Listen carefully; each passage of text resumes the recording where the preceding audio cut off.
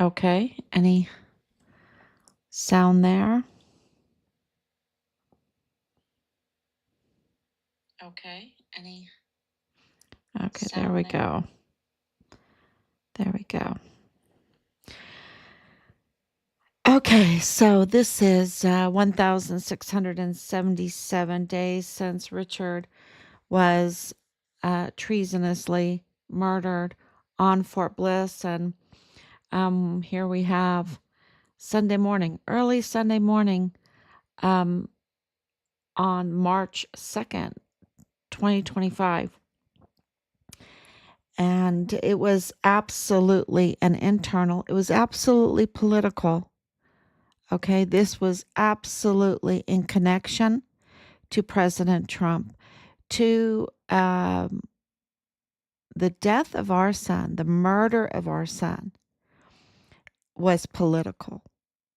It was, um, he needed to be silenced in their view because they were targeting President Trump. President Trump, in his capacity, in his official capacity in 2019 and 2020, was the chief law enforcer. Okay, he's the chief law enforcer. Yes, he is a commander in chief. That made a big difference. Um, and of course, the president of the United States has these executive powers. And as you've seen in just over a month, what can be accomplished and what was happening then on closing the border, and then the audits, which we received confirmation that there were audits, that there was a lot of stress exposing Fort Bliss's criminal activity. They were very afraid of that. And then, of course, what happened with Vanessa Guillen. They did not want another Guillen situation. They were absolutely um, being exposed for their failure of leadership, their failure of duty to care for our young service members, our young service members, our because most of our service members are young, y'all, um, and they're young and they need leadership, and there was a failure in that in so many ways, and I would even say um, the the exploiting our soldiers and our military and our veteran affairs. Don't forget, veteran affairs are very big in this whole situation. And we absolutely have submitted numerous, y'all, hundreds. It's just crazy how many um, filings that we have done to get to the bottom of this. And with the answers that have come back and connections that has given us, um, we have received uh, information to put this together. And this latest, this notary public, um, it really has implicated the county courthouse even more so. And I will absolutely post all that. Um, so it was absolutely political. It was absolutely targeting President Trump more so. So anyone helping President Trump, anyone that was ethical, that did not want the criminal trafficking to be part of our military, to be part of our border community, was targeted. And if they were bold enough, if they expressed that they didn't like it, they were targeted. And absolutely, there is no doubt. I don't think there's any doubt in anybody's mind that the Walmart mass shooting was absolutely a horrible, horrible event, horrible crime, but that it was absolutely orchestrated. And the term crisis actors, there are absolutely crisis actors in this. Um, and the target was President Trump. And the worst type, this is, well, they have blood on their hands, right? They have blood on their hands. Um, and and it is more than just the Walmart mass shooting because of obstructing the justice, of bringing in the mandates, of just tampering and interfering in investigations, spilt over to other investigations, to other tampering, to other people getting hurt. So it wasn't isolated to the Walmart mass shooting. And Richard's case came first, um, because uh, the Walmart mass shooting, the orchestration of it, putting it together, which we could clearly see, clearly see when you're talking about the cover up. Okay. The cover up shows you what they're trying to cover up, right? They're trying to cover up that Patrick Crusius is not who they say, what the narrative says he is, right? They covered up so many things, and I put together a video called Pat C. His name is Patrick Crusius, um, and clearly the evidence, and not even me, right? But clearly the evidence um, exposes that he is the patsy, and he signed his application for appointed counsel as patsy. That's a God thing, y'all. That is such a God thing. Um, you know, Trump's name is not Trump on accident, and Patsy's name is not Patsy, Patrick Crusius, for nothing. And it's just, just really, really amazing. Um, uh, how God just has these names. It's just amazing. Um, and, Patrick Crusius clearly is not in the right mind. He's autistic. He absolutely is not in the right mind, never was, to take full responsibility of what happened. Um, the evidence does not show uh, what they claim that he did. Um, when you have a clean shirt and no sweat and clean pants and clean shoes, after what Ernest Christopher Grant, which I believe is a crisis actor, do I believe he was shot? I think maybe, because it was so chaotic there, right? It was so chaotic. Um, but there's a lot of questions, especially when you have a medical family, right? There's a lot of questions with the claims. But, that's for investigators to look at. But do I know that he's up to no good? Absolutely. He's up to no good. He's absolutely up to no good. And, and it was a for narrative. And Patrick Crusius, surrendering to a Hispanic officer absolutely shows that, he was never an R word or, um, you know, he never had that. He admitted it. And Joe Spencer, even, we have it on a recording that he admitted it, that was all a lie. And, the whole thing with this manifesto thing, when your family member is a cyber hacker and knows everything, is an award-winning cyber hacker, and is up to no good because he's in the federal courthouse and there's so many conflicts of interest there. And this is all for millions and millions of dollars, right? You have to follow the money. Clearly, you have to follow the money. And then you have friends like Sam Madrano with Joe Spencer, with Jaime Esparza. Those are all friends, and how they all got their positions and everything like that.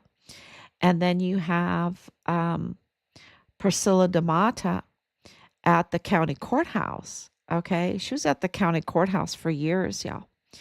And, and the reaction to those open records and everything, clearly.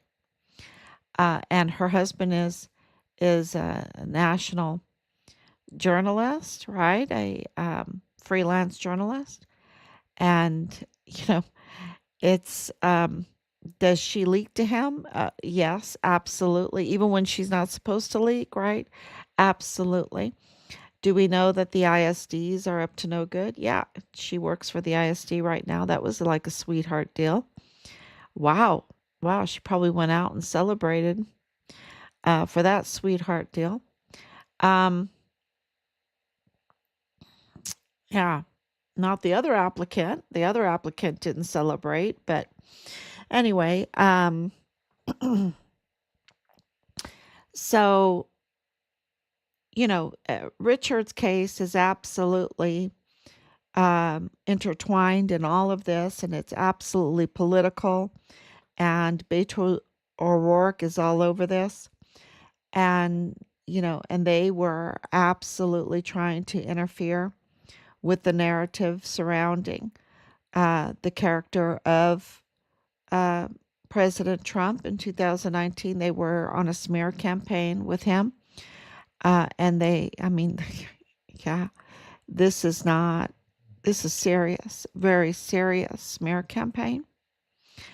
And we absolutely know that they go after that and absolutely tell lies, because they did that in our case. It was absolute lies against Richard. They tried to smear him because they wanted to discredit him.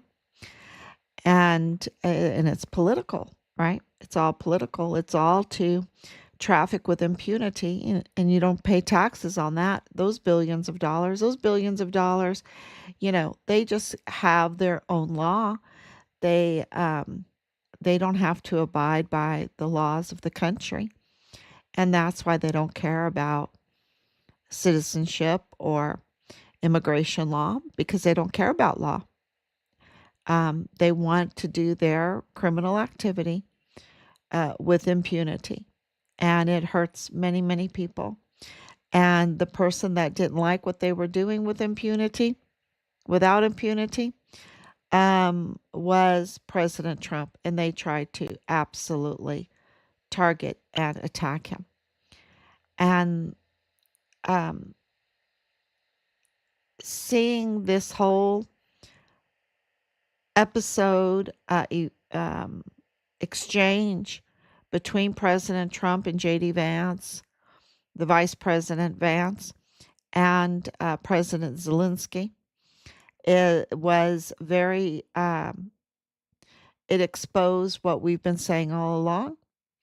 And, that the narratives have been false, and that it has been very political, because as soon as that happened, you have a deal before you arrive to sign the deal. Okay. All of the diplomacy happens before, right? Just about all of it.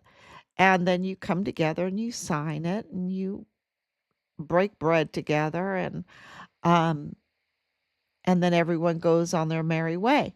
That's how it's supposed to be done. But because of interference, and how many different ways can you say deep state, right? I don't know. I don't Am I allowed to even say that word, deep state?